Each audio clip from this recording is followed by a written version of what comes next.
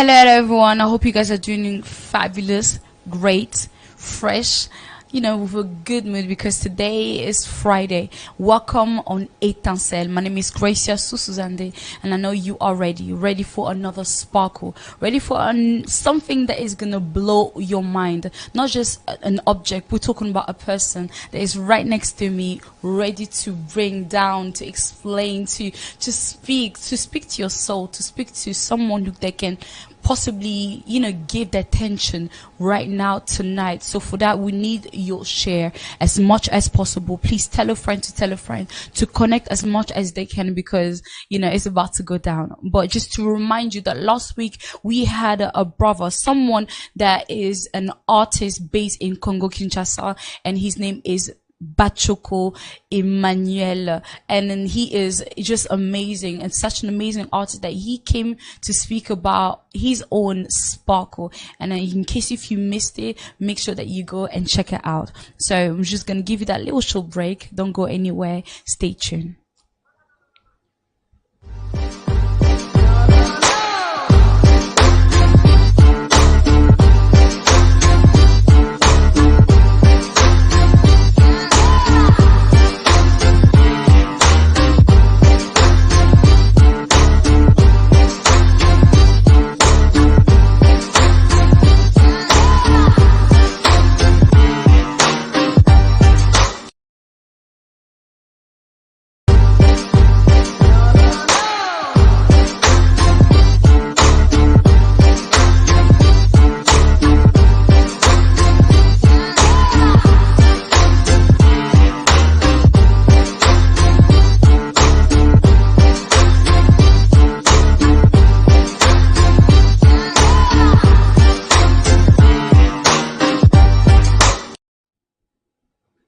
And we are back.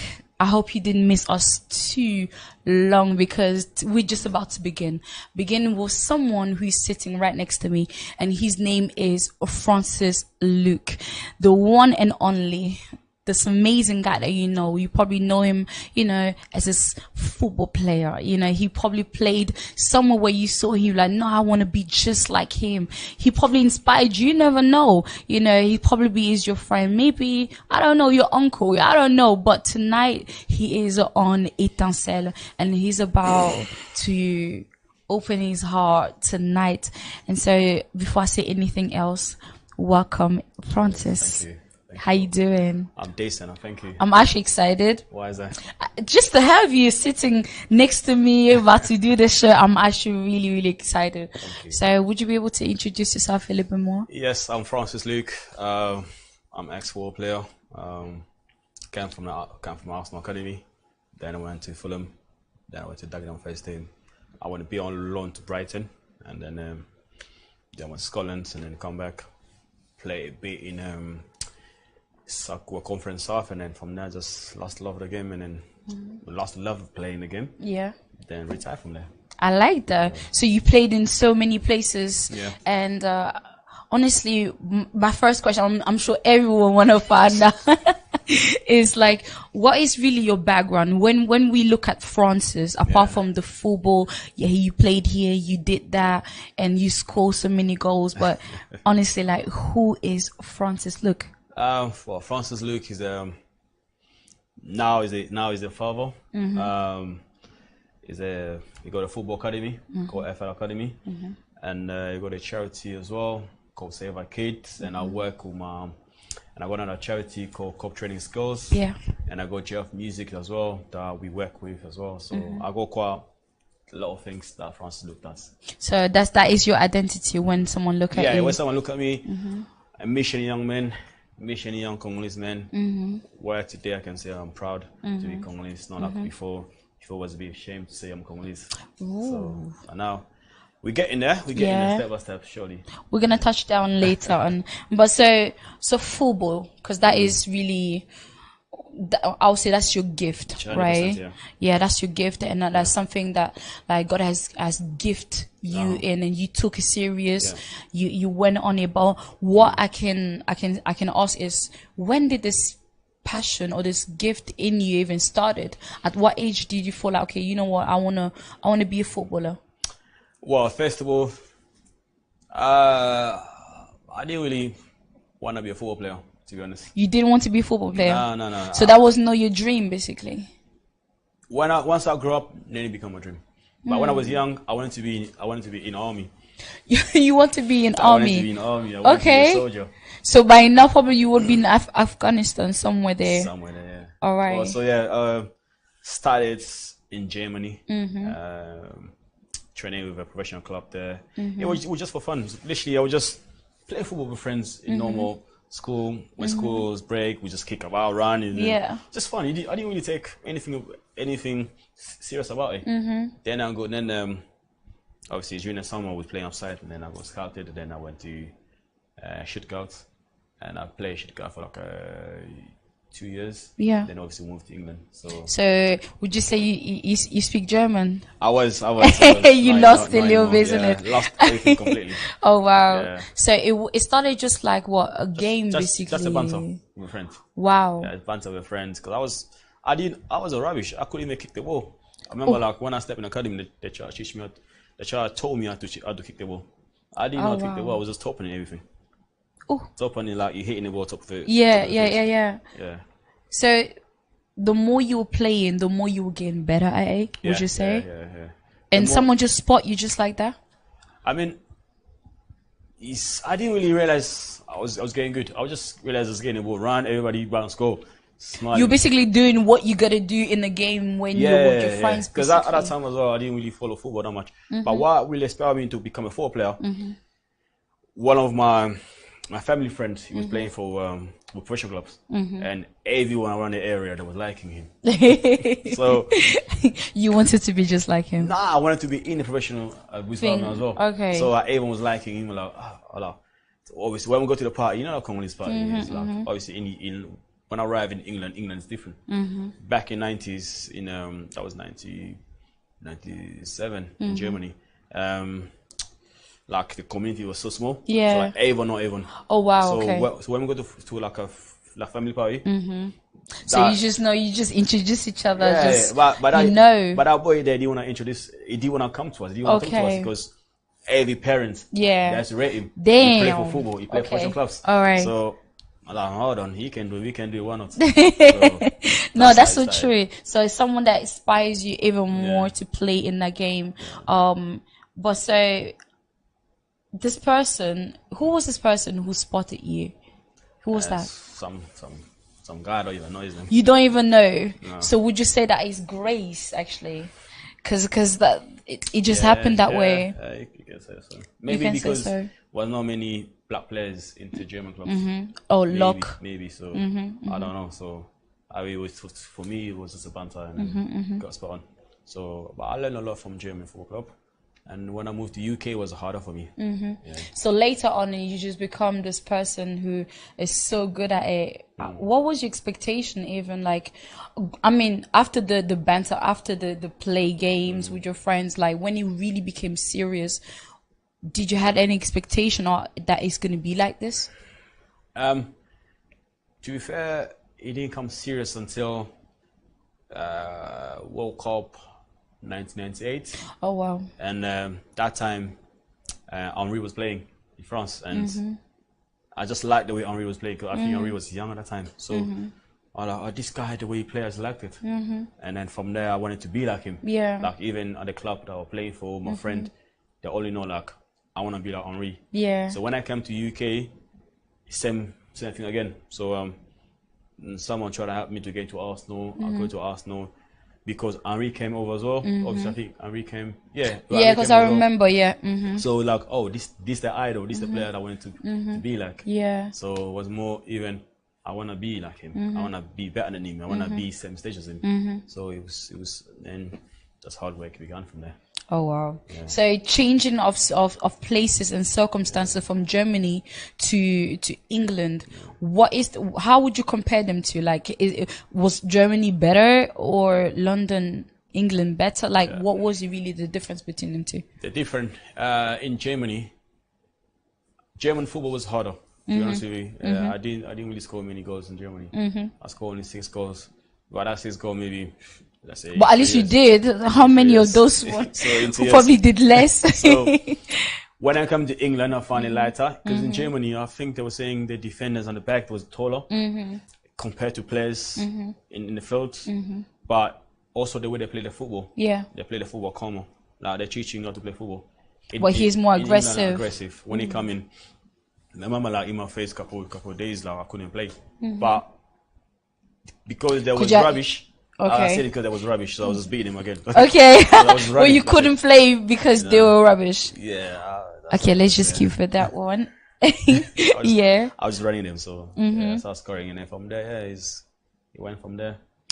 So you had I'll say a glorious, and I can say because being a footballer, honestly, in this generation, they look at you that high, right? They look at you in a different eyes. Like, oh my God, I want to be a footballer because the money is there. It's like you secure yourself, but you also secure your family. Was it the same thing for you? Like when you hit the top place, like when you obviously became pro? Because nowadays players they can come pro age of 16. You Oh can wow! come pro, yeah, that's when you score. You can sign your pro and become. That is quite early.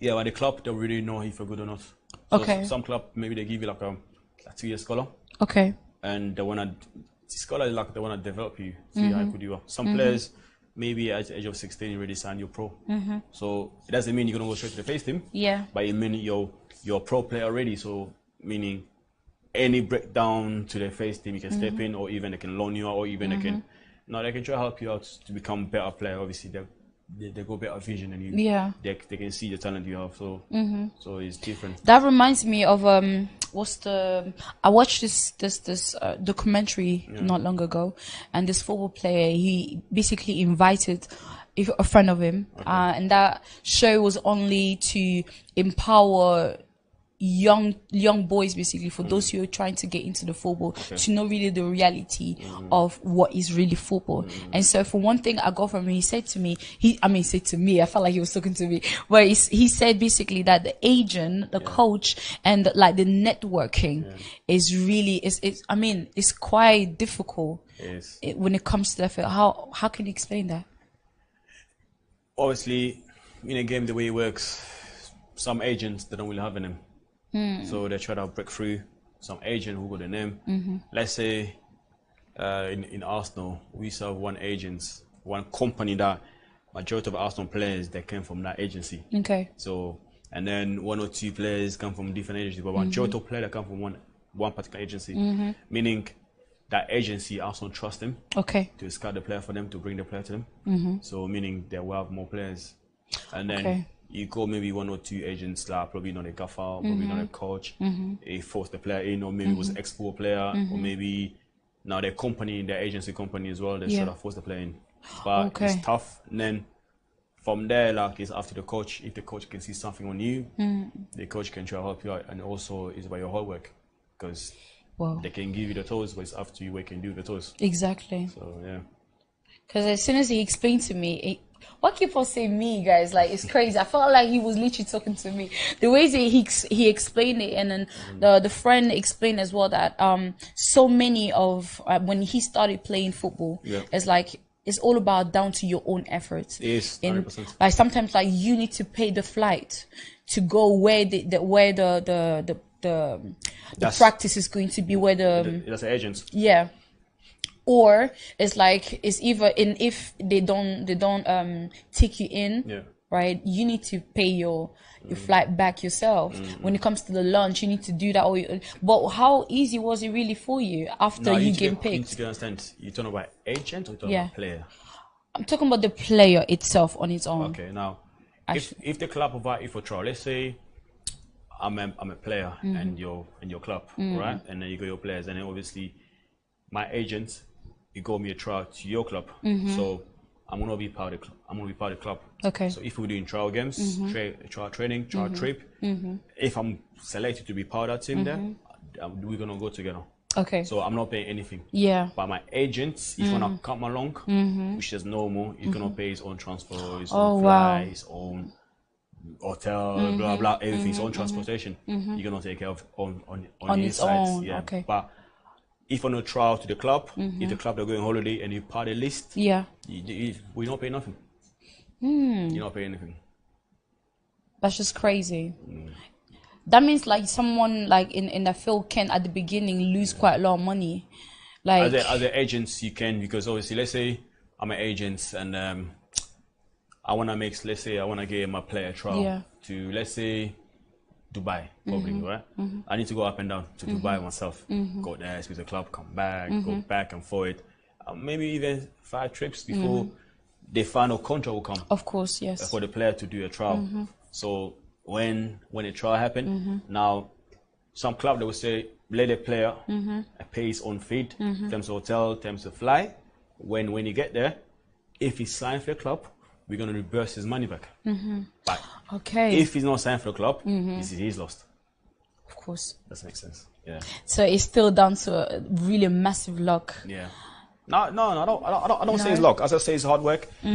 Not to play the game. Yeah, because you can make your own luck. Just give your best. Yeah, you can make your own luck. I always say, be at the right place, the right position. Exactly. You can score goals. Know how to play the game. Simple. A lot of players nowadays, they complicate the game.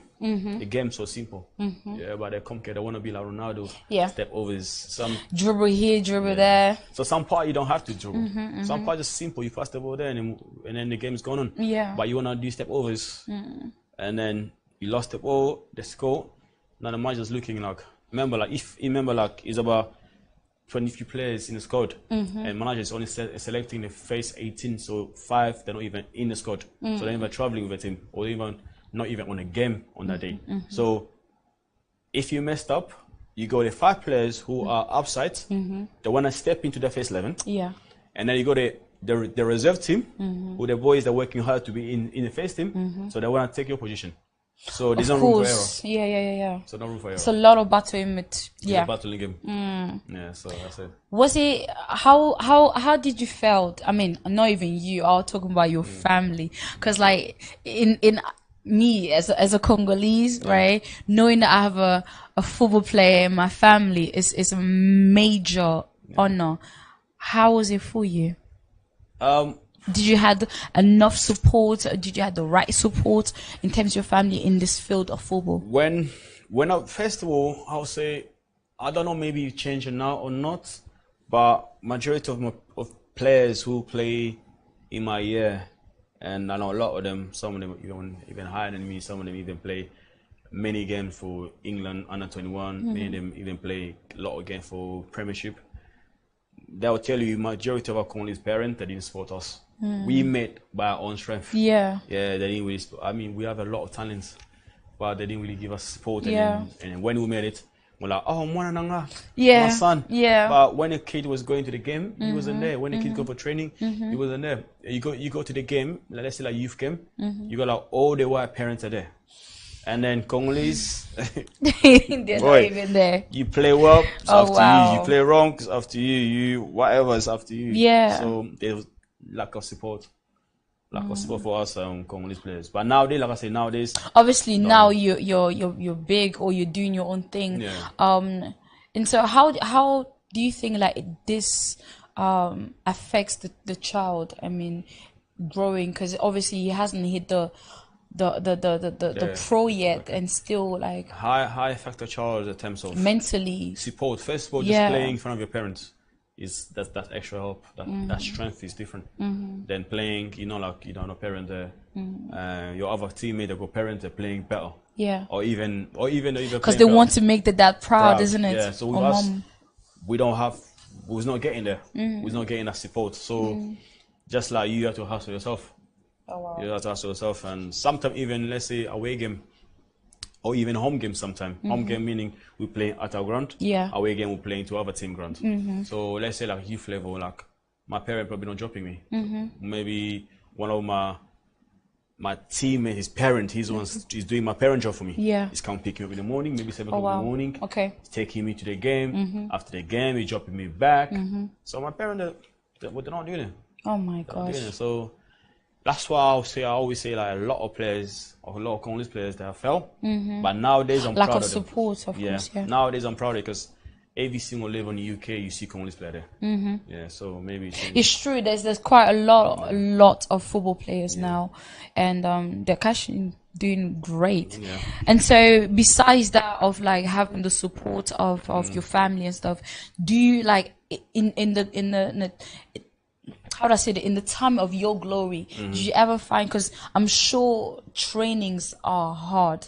Trainings are there. Did you ever find time to be able to rest even for yourself? Or is it like game after game after game and you always have to give your 100% every single time? Now, obviously, there's no game after game. Obviously, they're looking after you because they're not like you need your body. So much hard work you can do, you can damage your body.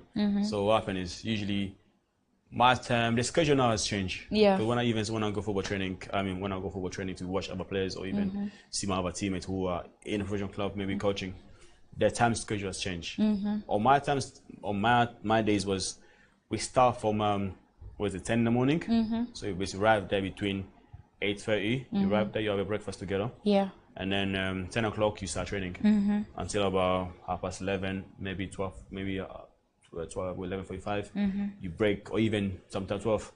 You finish there, you go 1 hour lunch, and then you back again at 2, or maybe even 1, and then you finish 3. Maximum you're done. But nowadays, when you do football trainings, the training finish at 1 o'clock and everyone's done. 1 o'clock? What? Yeah. Yeah. So you actually get the rest of your day free to do whatever you're gonna so do. Obviously, nowadays they start in the gym in the morning. Yeah. And then gym maybe for an hour, and then from 11 they step on the pitch until 1. 1 they finish, they have a shower, they come to canteen, have a dinner or lunch, and then bang, everyone they're on their way back home. So you literally be home between. It depends how far you live. Some of them leave maybe 25 minutes from the ground. You're home early. Some of them leave far. You still making home between 2 to 3. Yeah. So what do you think they made that change? Is it because like they want to what? Personally, it starts from World Club. When one club, they change the environment and then they start winning. Now the other club want to follow. Where they do better, we don't do better. True say. So they want to follow that. I like that. Obviously, the other reason is football training is harder. So our training session, especially first team, is tough. So they want to give you that little break to relax your body. So the moment your body is relaxing, they know they can use that energy on other things. So that's the difference. Okay. All right, guys. You heard from the man himself, and we're just about to continue on this glorious journey that Francis look ahead and still probably has. You never know. Well, he's going to speak so much more. So stay tuned. Don't go anywhere. We're coming back right after this break.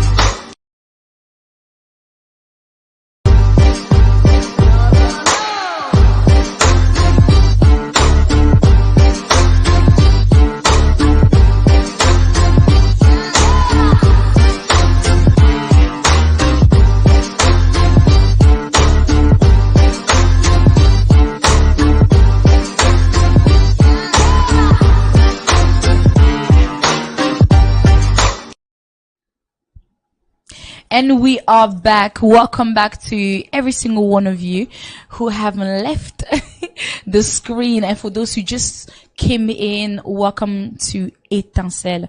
With my guest next to me, Francis Luke, ex-football player, is talking about his glorious journey, you know, and he spoke so much. Now then, we're gonna get his attention back. Attention back. So if any question, please make sure that you write it down so he can be able to answer that question for you. All right, talking about glorious journey, how would you define glorious journey, Francis? It's on different ways. I think my first ever glory was my daughter. Yeah. Yeah, that's the glory that I never forget. Yeah. So in your glorious journey, that was one of your glory. That was the best. I remember we spent days in the hospital with Gentini as well. He was there. Oh, he was there. Because Okay. Gentini's, he gave birth. Literally, we just stuck in the hospital for days and nights. And his missus gave birth at 6 in the morning. And then, obviously, my daughter, she born 6 p.m. Oh, So, wow. On the same day. Same day, yeah. Literally, we were just talking, and then morning, like, chatting, oh, yeah. His missus gave birth, like, oh, definitely nice. And then we carried my way, and then my one happened at 6 p.m. Yeah, that was amazing. Even after that, like, we were sitting down, we was literally outside, outside the room. We sit down with Gentini, my head was gone. He was talking to me, but I don't even know what he was saying. You completely forgot. Yeah. I see you. Well, I'm actually happy that you're saying it because, like, sometimes, like in this field, in the field of football, there's so much that can happen, and then not everyone get to find really the true happiness. But in your glorious journey, you are kind of a beautiful daughter, all right? 100%. Yeah. I mean, football to me, I always say football is like I'm playing with my friends, and when I'm getting paid, it's a bonus to play with my friends because eventually it's a stress-free work. Yeah, stress-free. The only time you get in stress is when you don't get selected. Yeah. When you're not playing, or when you play for paid, it's coming off. But apart from that, I'll say it's like you meet out with your friends every single day. You become a family. Yeah. Now you play football and that's it. You win, you lose, you lose. It's a football game. It's a game. It's a game, just a game. It's crazy how, like, trying to picture the game. I mean, it seems easy, but someone told me the other day, say in terms of time, how quick or how simple really can a football player really reach to become a pro? Is it really that quick, that easy, that simple? It's hard. It's hard work. Yeah. Remember, like, you got players now. Dream of every young players or every young person, boy. They go two ways. It's between musician or football players. So if you're in a professional club, you're lucky to be there. And remember, like, behind you, you got a lot of kids who are even coming for trial. I mean, Who want your place? Yeah, we went, obviously, we were in a club, but I'm telling you, you're getting players from different worlds, different part of the world that will come in there for trial. And some of them think like, wow, it's good. And then if you play the same position, you're thinking, oh my goodness, my position is probably going to be gone. Exactly. But, and then bang, it's not getting signed. So he's still there. Damn. So football is tough, it's tough work. But you just need to love the work and do the basic. Best as you can. The basic is important, and then just listen to the management. If the manager say to you, I mean, formation of the team is the key. Yeah, because there's no I in the team, it's we in the team. So if you can do the manager's job, he's telling you what to do, you're doing it properly, you're doing it right. Every single week you'll be selected. You might be rubbish, but if you're doing what he's telling you to do, you're doing it regular, that's it. You become his boy. That's it. That's it. Obviously, you find for the team. So make sure for the ones who are following us, do exactly what your coach is asking you to, because that is necessary. So key part. Sambia Junior is asking you that he has a question for you, and he says, Luke, can you tell us how the COVID-19 affects your career, like right now at this present moment? For me, obviously, I run a football club. As people knows, it's affected massively because everything is shut. Everything is shut.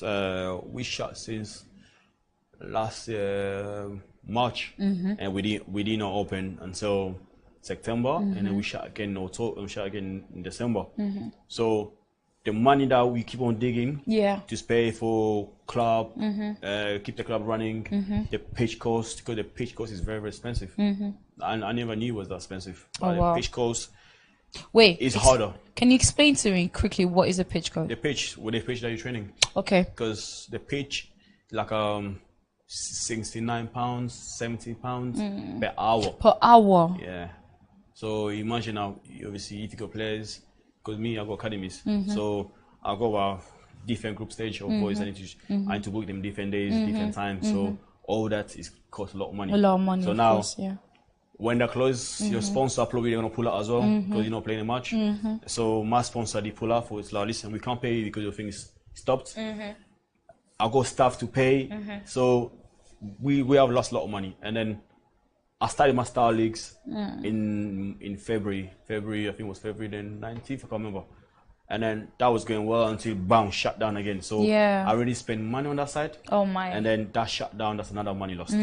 So well, it is what it is. But you keep on going stronger, and that is really what I like about you. Without no Not choice. be able to leave it, you know, on the side. So Sambia, you just had your answer answered, or your question answered, right? So moving forward to how is really the atmosphere, or how was the atmosphere? Because today you're an ex-football player. When there's a massive game is about to be played, how is the atmosphere in the locker room, the changing room? I mean, before and after the game. If you play against Derby, let's say Derby meaning like the team close to you, team close to your area, Okay. and majority of them that you're friends because after the game you're good friends. Yeah. So you party with them, you chilling with them. Yeah. So if you play in Derby, the atmosphere is different because you wanna be your teammate. And even so, you step in a wild line, your teammates or your ex-friends or your friends, if you're playing for our team, is your enemy. So the moment you pass that wild line, so you have to beat him, and the same as you want to be as well. Yeah. So the atmosphere is high. It's very high. But in football, I'll say to you that a lot of us, when we retire from the game, we miss more the change rooms, the banter in change rooms as a group. I can imagine. I've seen so many videos of football player after the game. I mean, it's crazy, especially if they win. You know, but especially if we win, the atmosphere is different. Even so, like training, the atmosphere is different as well. What happened when you lose, though? When we lose, obviously the reason why we cry because obviously we don't get the bonus. Okay, now the truth has come out. We don't get the bonus. The bonus, of course, damn. The bonus is gone. Yes. And maybe that 3 points could help us as well. Yeah. So we think about the bonus plus the 3 points. So that's the thing. Obviously, no one like to lose. No one like to lose, but yeah. So, but now that you're, I mean, how would I say this? Being in a football world, do you usually also think of plan B in case that doesn't work out? Was that your case as well?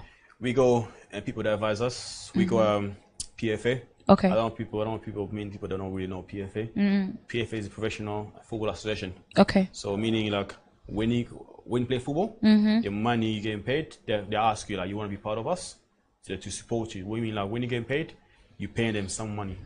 So meaning like when you retire from football, they will ask you like, what do you want to do with it? Yeah, what do you want to do with your money? Oh wow. You want to help? Do you want us to help in terms of coaching, or referees, or the agency, blah blah. And whatever it will cost them, they will put the money. Okay. Yeah. So that's where PFA cover football players in terms of calls. That's why players we change the car a lot of them because let's say I can get a Range Rover. Yeah. A normal person will pay like £500, but with 4 players maybe 250 because it's the face is driving it. So PFA cover us a lot. So PFA also give us the right people around us, they advise us where to go, what to do, who to speak to. So that's actually good because like being in that glorious journey, like your head can go absolutely mad with doing so many things and spending money here and there and not be able to think of saving, but you actually have the help. You do have a help, but it's up to you to take it. Obviously PFA, I'll say PFA just there to give you direction, but the times of you doing your nonsense outside, they don't care. Of course, yes. I remember like once in a while we went out, me, Jack Makoma, Shajo Makofo, and Paul Joma and Fabrice Mwamba.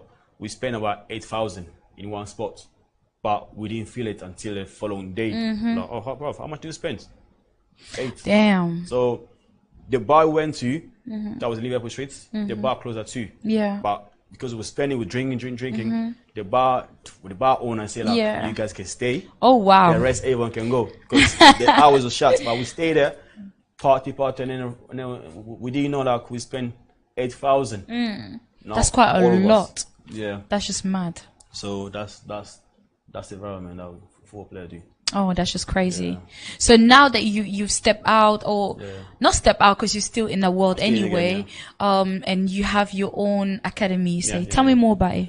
Well, FL Academy is basically I'm giving young players who fail to make it a second chance, where you get right coach. Okay. You get right coach. You play matches against professional clubs, basically on school holidays, and also you play inside the league as well. So meaning you're always environments there, you're always on activity, and if any opportunity come along where a club they're interested, we can always send you to go.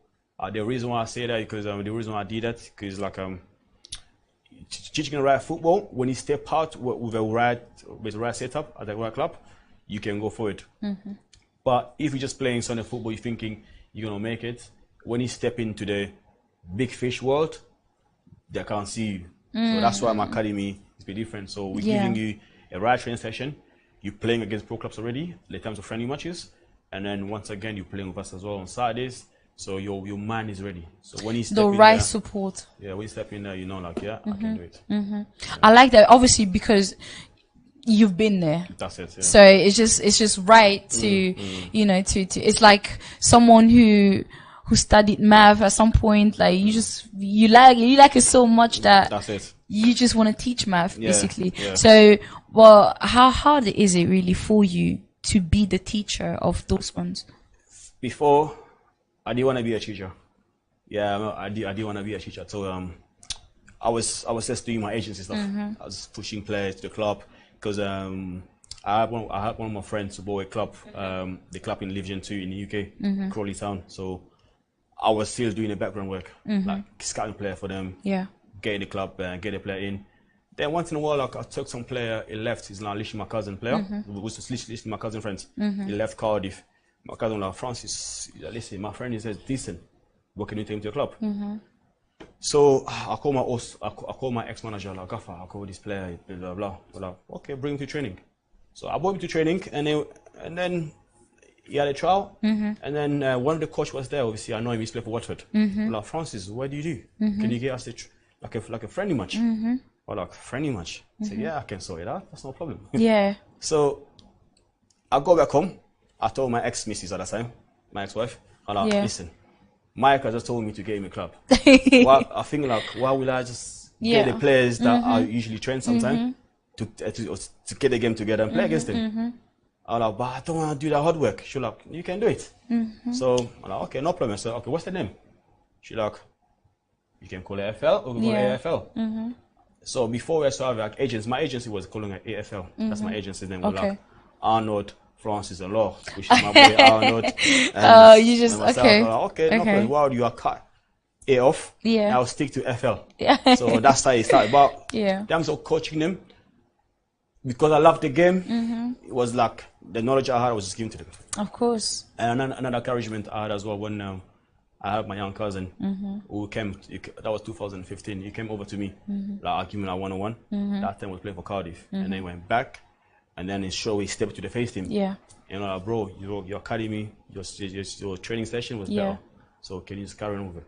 So it's great when someone else from outside can actually give you the feedback, because you can do so much in what you know. You know that you know, but someone else comes in and say, hey, you're actually doing them so much better. 100%. So the other question I wanted to say, like, as a football or ex-football player, like, this generation has changed compared to your generation, you know, and there's a lot of expectation, you know. What can you say, like, this generation in terms of football is missing that you guys had and probably they don't have it? Now generation. Or they can add, I don't know. Now generation, they don't know. Yeah, you can't teach the kid to play football.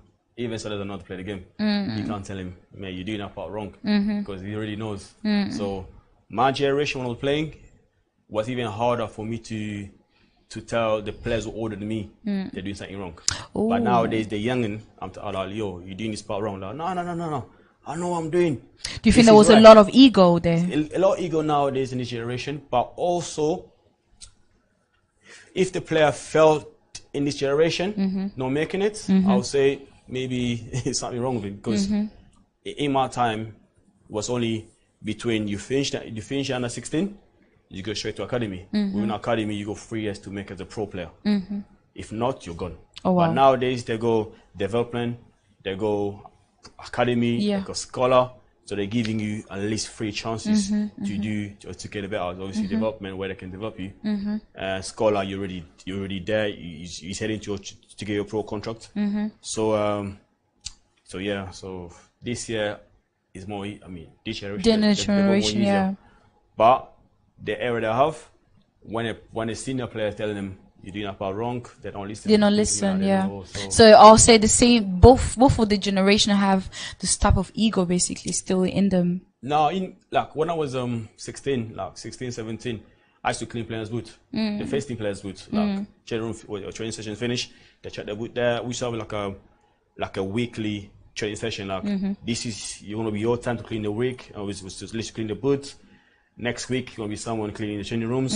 Like we used to have a schedule out there. But nowadays, when I go to professional clubs, even when I go to Arsenal sometimes, like everything changed. There goes someone there clean the boots for them. That cleans for them. Oh, wow. There goes someone cleaning. Everything just completely changed. So they're getting easier nowadays. Yeah. But how do you feel about it?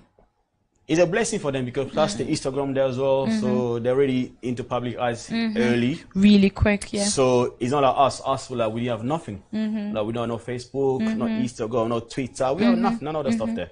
So the player that you just know them. That's it. And obviously, thank God, because the time we finished school was the mobile phone to start getting more easier to get. Exactly. So we more like messaging each other, phoning each other. So we couldn't get contract phone. We were like 5 days pass or even monthly payments.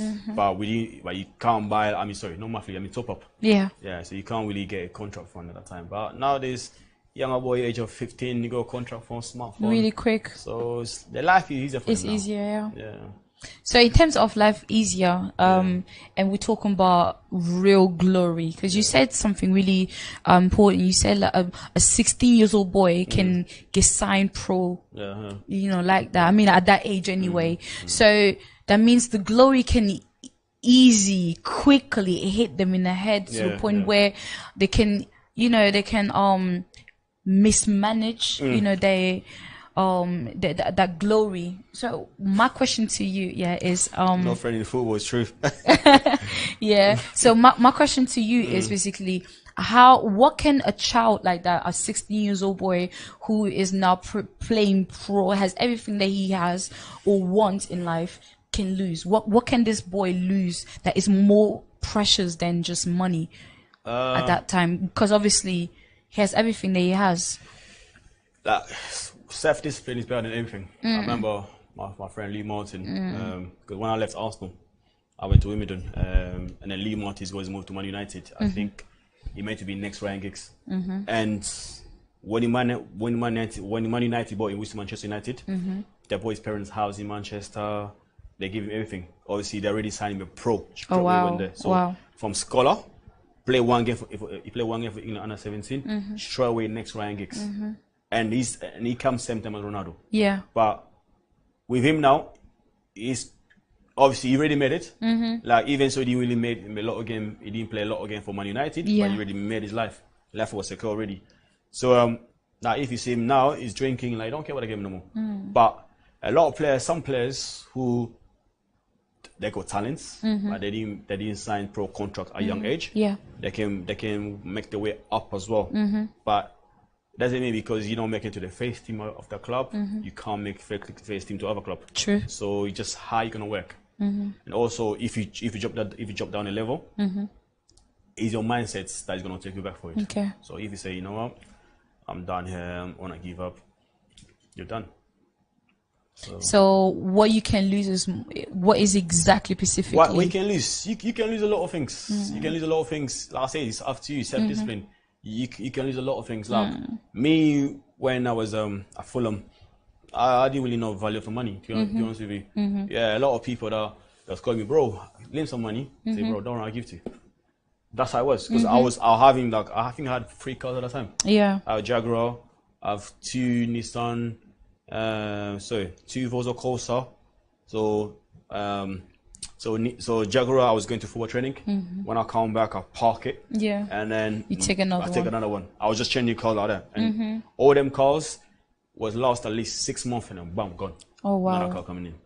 So that's mad. If I bought it for expensive, I'm gonna sell it cheaper because I want to get rid of it. So it's up to you, like I say self-discipline. It's important. Yeah, self-discipline. So for those who are, in that, zone and journey and they going towards it, it's very important to have self-discipline. Yeah. So the other question I wanted to ask you as well, actually, Samvia has another one, and he said, est-ce que Kisi eza na football ya poto?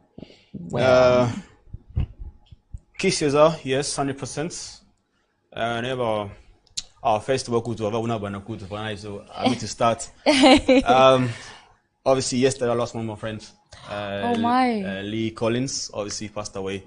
Oh wow. My condolences got his family down in Yorkshire, and love Mrs. Collins. So sorry for your loss. Yeah, Balazana Kisi, 100%. But I remember my other friends. Sorry, for those who speak English, Kisi basically means juju. Yeah. Yeah. Juju's witchcraft. Juju's there. Yeah. Yeah, if it was there, but Kiss is there 100%, but it's not for me to talk about that. Kiss, Kiss is there. Kiss is there. It's just some other players get Kissy to protect the leg, some of them to protect themselves. Nah, yeah, Kiss 100% is there. I remember when, because I never played in Congo, I never played national team in Congo. I remember I sat on with Yannick Olasi once in a while when he played cup game for Congo. You go back, like, bro, how you feel? Broski, I'm not lying to you. Yeah. Boca and Kisi, you can't play. Yeah. Okay, what's gonna happen? So it is what it is. It is what it is. Yeah. Kiss is there. Kiss is there. Yeah, Kiss is 100% there. It just depends how you manage it, I guess. I mean, to us African people, Kiss is had to kill someone. But to our culture, Kiss is more like scientists. Yeah, scientists, they're more like protect themselves, you discover different things. Yeah. So Kiss is there, but like I say, it's by any days have to, to pick a direction. I always say, like, if you didn't have a Kissy before, and let's say you believe in God or you believe in Kissy, whatever, or scientists, I can say, like, if God brought you there, remember you don't need Kissy. But if God didn't brought you there, you need Kissy, go for it. But if God brought you there all the way to the top level, and then this person starts telling you, bro, I can get you this deal. You didn't sign here. I can get you this part.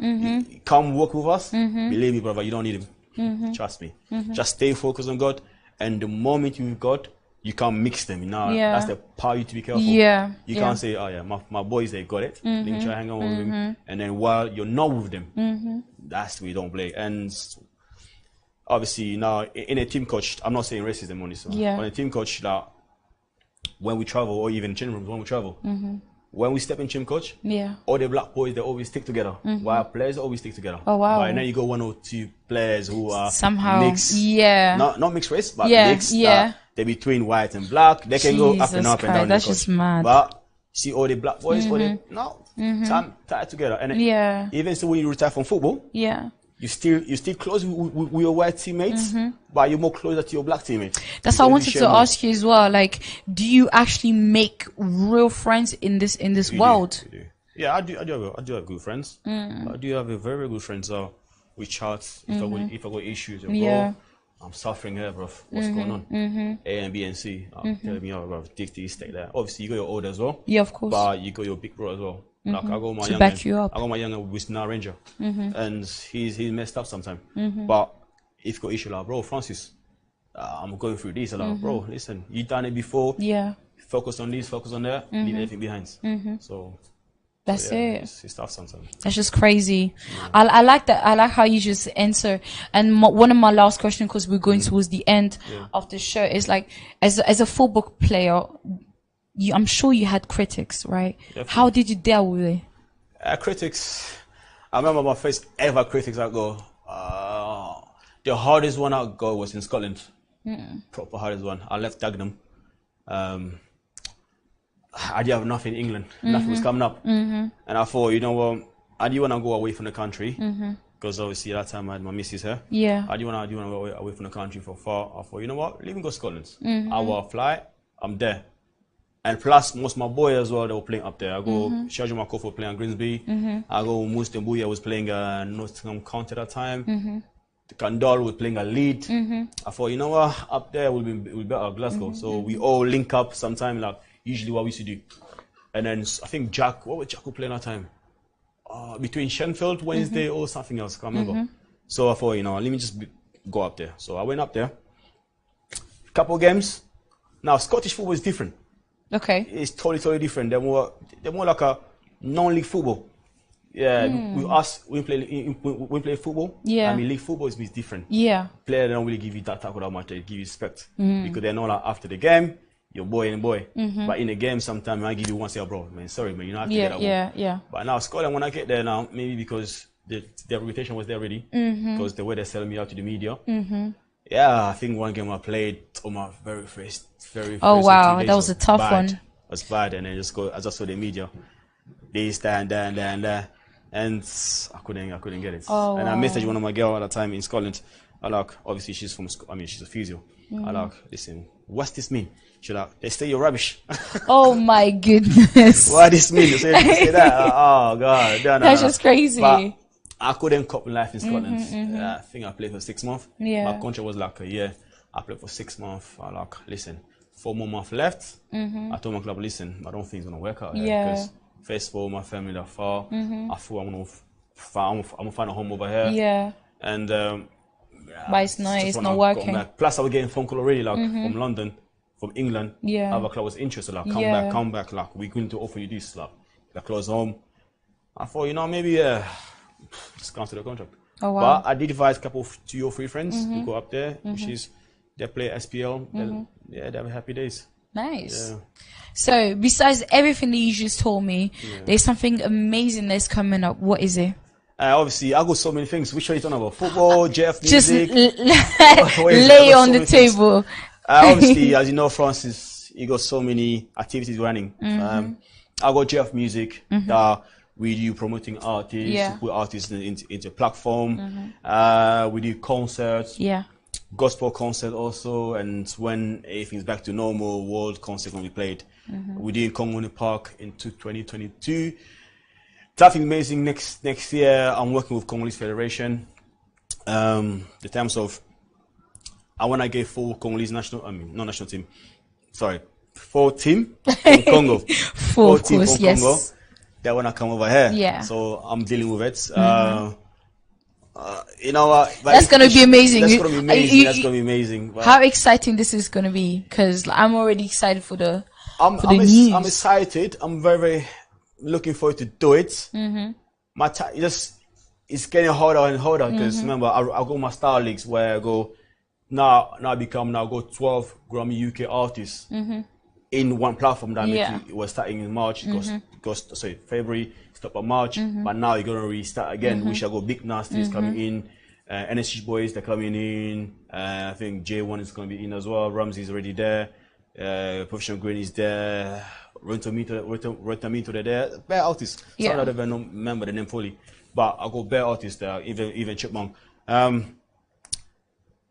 The one with Congo is harder because I don't used to do Congolese stuff. Of course, you're not really in that world. And then actually, when I'm in there, you don't know if you give left, if left is good or you give right is good. So I'm listening to a few advice from my boy Eddie Kadi, but it's something that I'm looking forward to do it.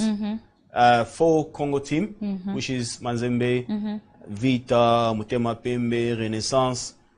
They're coming over here next year. Next year, June, July. where it's gonna be like a 1 week tournament. So one game we'll play outside London, two game we'll play inside London. It's just literally knockout stage and final done. Wow. But it's just hard work. But yeah. I believe it's going to be hard work trying to get 14 from Congo and coming to play here in England. That is Salmanante has never been done before, and it's something that you're trying to take as a challenge. So of course it's going to be hard. Very. And so do you how do I say this? Our presidents, you know, politicians are going to be involved in this as well. I mean, in terms of, because I'm sure they know about it as well. Obviously, yeah, we speaking to politicians in Congo. We speaking to a few people in the Congo as well. Obviously, yeah, the help is there, the support is there. Because like I said, it's obviously I got connection there in Congo, so the help, the support is there. But what people say, what people do, is totally different things. Exactly. So we just wait and see. If it happens, blessing from sky. If not, it's all good. It's all good. Yeah. All I good. like everything that you just said right now. So the final question, and that is the Etincelle question. So in everything you told me throughout your glorious journey, all right, can you identify a time of your life that you absolutely went, like it went dark? Absolutely dark, and you didn't know where, you know, the help is going to come from, but somehow it doesn't matter how long it took, but you had the help that you needed. The reason why I'm saying is because someone probably in your shoes is definitely going through a situation similar to yours, probably. You know, I don't know, football player or ex-football player, it doesn't really matter, but the person probably needed a highlight on that situation. So can you tell us what it was and how you came out of it? Well, I play football. I got release. You get used to the pain. Okay. You go to have a club on a trial here, trial there, didn't go in. It's fine. You moved on because it's a game. My hardest pain was my divorcing. Okay. That was the hardest pain ever in my life. Obviously, I used to spend time with my daughter, and suddenly bank. Yeah. Not even a warning was happening. So I showed it that punch it right in your face. Yeah. So that really did knock me down. But thank God I had the right team around me, the right advice around support. me. So yeah, but to be honest with you, it did affect me big time. Yeah. It did affect me massively. Did it affect you like mentally? Mentally, physically, emotionally? everything. Yeah. Everything. I was down. I was down. I remember like I spent like 3 days after things happened. I spent 3 days at my boy's house. I spent 3 days at his house. And bro, you have to do it. You can do it, but if it happened, it happened. So bro, I don't want to happen, but if it happened, it happened. But he advised me, but it was personally my divorce was the hardest thing because it was not what I wanted, but it's what I got. So he told me, simple, Francis, it's like a death. Yeah. When someone passed away, you have no choice to accept the consequences that's happening. So you got two choices. You have to accept it and take it how it is. Yeah. It's gonna be tougher. Yeah. But time will come. It's gonna get easier. better. Yeah. So yeah, it was hard. I think it affected me. It still affected me today, to be honest with you. But I now have no choice to move on. Yeah. Yeah. Yeah, that's a lot. That's the truth. I like how honest you are, honestly, because not everyone can get this honest, and we are arriving at the end of our show. So just to let someone know that regardless the punch or the slap or whatever is the kick that you may receive in your journey, because we all have a journey. Francis has his, and he's not stopping here. You're still going forward, you know, riding. There's so many plans ahead. So that glorious journey is exactly what you're living right now. So someone probably right there, right now, is living the same glorious, probably higher. I mean, something has happened and kicked them on the face. Don't stop there, because Francis didn't stop and he's still going, regardless the pain of what you may receive or how you may feel within you. Right? Don't stop. Keep on striking. Keep on going forward, because hey, we live only once, they say, right? That's it. Definitely, yes. No. We live every day, but without once. Thank you. I wanted you to correct me, because people think that you just live once. No, you don't. You live every day. So make it count. Make it count. All right. Last word before we go. Last word. Big shout to everyone who jumped in, support us, support the Grace, support our movement she's doing. This is what our community needs.